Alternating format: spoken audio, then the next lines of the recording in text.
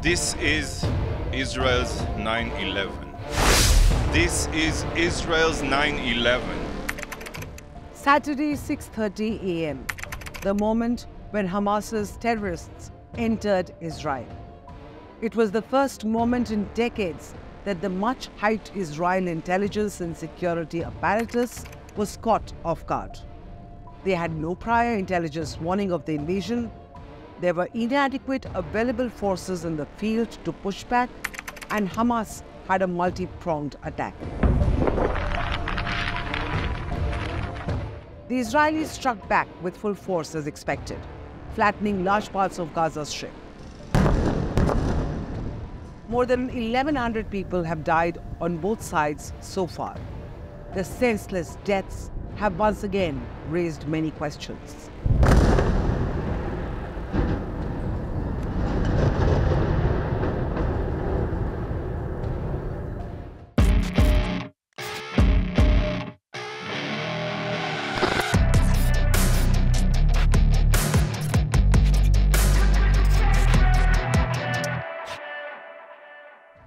But the one big question right now is, how did the Israelis miss signs of this mega attack? Israel has one of the best funded intel agencies in the Middle East, with informants inside Palestinian militant groups as well as in Lebanon and Syria. In fact, Israeli intelligence is known to have ingenious methods of intercepting terror networks. There is the Shin Bet, Israel's domestic intelligence. Then there is Mossad, the world-renowned external spy agency. Israeli military also has its own intelligence assets, but not one of them worked on the morning of October 7th.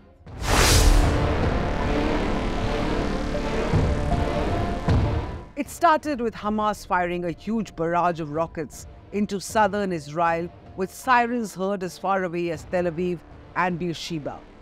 The rocket attack served as cover for an unprecedented, multi-pronged infiltration of Hamas fighters into Israel. Most of these Hamas militants entered through breaches in security barriers separating Gaza and Israel.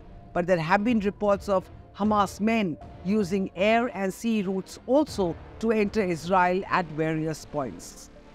Once inside Israel, the Hamas fighters adopted a twofold strategy. They targeted military installations at the frontier, and two, they raided border towns. At least 3 military installations around the frontier were penetrated by the Palestinian fighters: the Beit Hanun border crossing, the Zikim base, and the Gaza division headquarters at Reem. They targeted the town of Sirot, Birai, and Ufakim. Panicked residents of these towns fortified their homes as bomb shelters and panic rooms. Israel's elite forces are still trying to reach many in these communities, which have been overrun by the Hamas militants.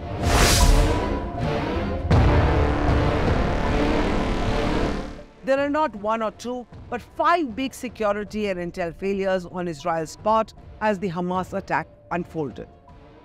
First, the IDF and Shin Bet had no intelligence warning to indicate that Hamas intended to invade Israel in large numbers.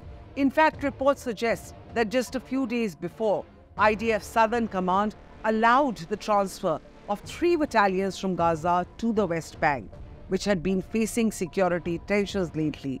So Gaza was exposed. Second, the IDF took a long time to realize the magnitude of the attack. The military didn't realize at first that there are dozens of terrorists in a large number of locations. According to a leading Israeli newspaper, by the time the military realized that Hamas had managed to abduct Israeli soldiers and civilians, their images and videos had already started to appear from them having already been taken to Gaza. Third, Gaza's smart barrier barbed wire fence failed to protect Israel. All along the tense border fence between Gaza and Israel, there are cameras, there are ground motion sensors, and regular army patrols. The barbed wire top fence was put there to prevent exactly this sort of infiltration. Yet, Hamas militants just bulldozed their way through it, cut holes in the wire, and entered Israel. Fourth, why was Israel's Iron Dome missile defense system rendered useless? Apparently overwhelmed by the barrage of inexpensive but deadly missiles. How did Hamas manage to build this big an arsenal of rockets and missiles without Israeli intelligence detecting the growing stockpile is also a big, gaping security and intel blunder. Lastly, Israel was clearly too focused on threats from Hezbollah and the West Bank instead of focusing military and intelligence resources on Gaza, which is perhaps why so many Israeli forces were on leave or distant from the southern border, allowing Hamas to overrun Israeli military bases near Gaza. Hamas must have taken extraordinary levels of operational security to prepare for and to carry out such a coordinated and complex attack right under the noses of the Israelis. It does not matter if they got help from Iran or the Hezbollah. What matters is that they got it right and had the right element of surprise for the coordinated attack. Sure, Israel will look into and investigate causes behind this intel lapse, but for now, it has more pressing concerns. Number one, suppressing the infiltration of its southern borders and neutralizing Hamas militants who have taken control of several communities on the border.